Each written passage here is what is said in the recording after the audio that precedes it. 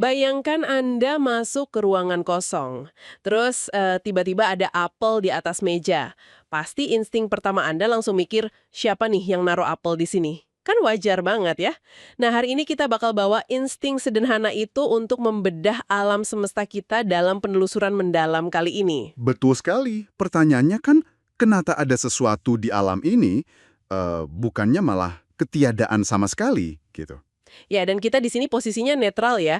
Misi kita hari ini cuma mau membedah logika dan argumen-argumen dari sumber materi yang ada buat Anda. Nggak ada niat buat memaksakan keyakinan apapun. Tepat.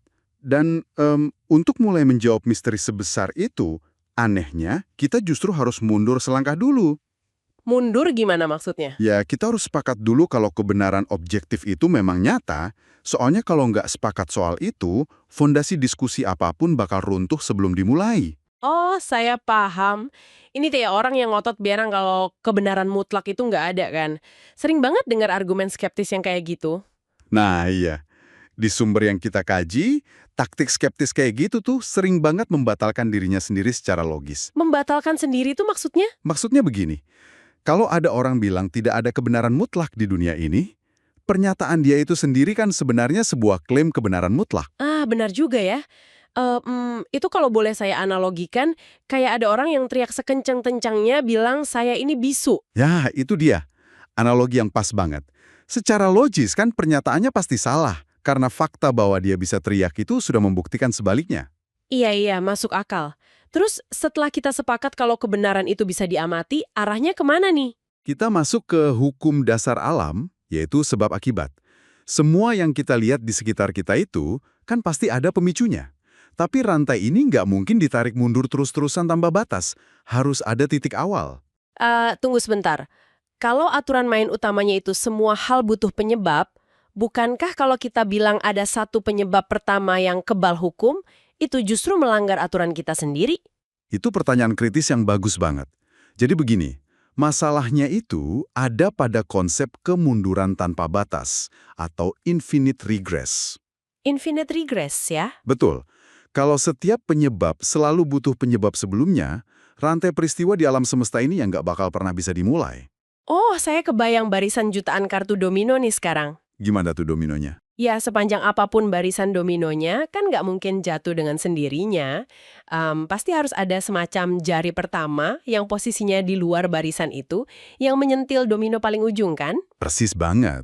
Jari pertama itu kan nggak boleh terbuat dari material domino yang sama. Dia harus ada di luar sistem. Makanya secara logis harus ada penggerak awal yang nggak disebabkan oleh apapun. Dan itu yang namanya argumen kosmologis ya di filsafat. Betul sekali. Oke, tapi kan jari pertama ini bisa aja cuma kekuatan acak yang buta. Kenapa para pemikir di catatan kita ini menyimpulkan kalau penggerak ini punya kecerdasan? Karena kita harus lihat hasil akhir dari sentilan tersebut. Coba deh kita amati alam semesta. Mulai dari presisi orbit planet yang nahan kita biar nggak terbakar, sampai kerumitan kode DNA di tubuh kita.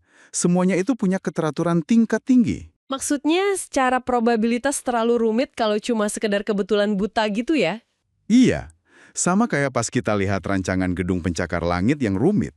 Pasti kita secara insting langsung tahu ada arsitek di baliknya dong. Nah, itu yang sering disebut argumen teleologis atau intelligent design.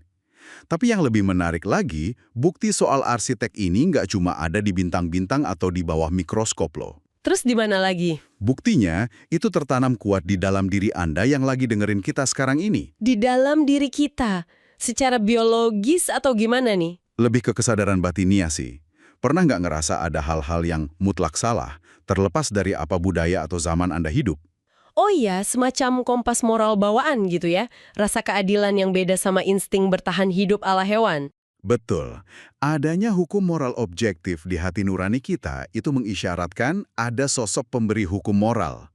Ini tuh inti dari argumen antropologis. Wah, ini bikin mikir keras sih. Dan mungkin Anda yang dengerin juga nanya hal yang sama nih. Kalau bukti sang arsitek ini begitu nyata di alam dan hukum moralnya ada di hati nurani kita, kenapa masih banyak yang meragukannya? Mengapa ateisme masih ada? Menarik kan? Ini bawa kita ke analisis soal psikologi dan kodrat manusia. Catatan teologis yang kita pelajari menyoroti kalau keraguan itu seringkali bukan karena murni kurang bukti intelektual, Terus karena apa dong? masalahnya seringkali bersifat volisional atau berkaitan sama kehendak dan ego kita sendiri. Oh, maksudnya kadang manusia sengaja milih buat nggak percaya walaupun udah lihat buktinya. Bisa dibilang gitu. Ada kecenderungan bawaan di dalam diri kita buat menolak tunduk sama otoritas mutlak di atas kita. Karena kalau mengakui ada sang pencipta, berarti kita mengakui kalau kita bukan penguasa tertinggi atas hidup kita sendiri dong. Tepat sekali. Dalam teologi, fenomena di mana keengganan moral ngerusak cara akal kita ngerespons kebenaran, ini disebut dampak noetik dosa. Jadi ini lebih soal keengganan hati buat diatur ya, bukan murni soal akal yang nggak bisa lihat fakta. Sangat mungkin.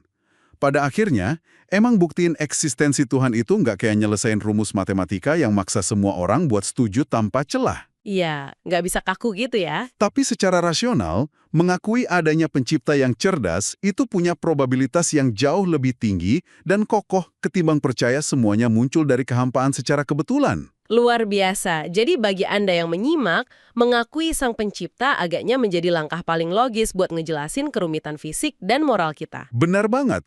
Kembali ke analogi domino tadi. Satu pertanyaan provokatif buat Anda renungkan. Kalau alam semesta ini terus-terusan nunjukin keteraturan dan kita punya semacam kompas ketuhanan di dalam hati kita, coba pikirkan, apakah dorongan yang Anda rasain tiap hari buat nyari keadilan di dunia yang sering kacau ini sebenarnya adalah gema dari hukum sang pencipta yang lagi nuntut buat diakui? Selamat merenung, dan sampai jumpa di penelusuran berikutnya.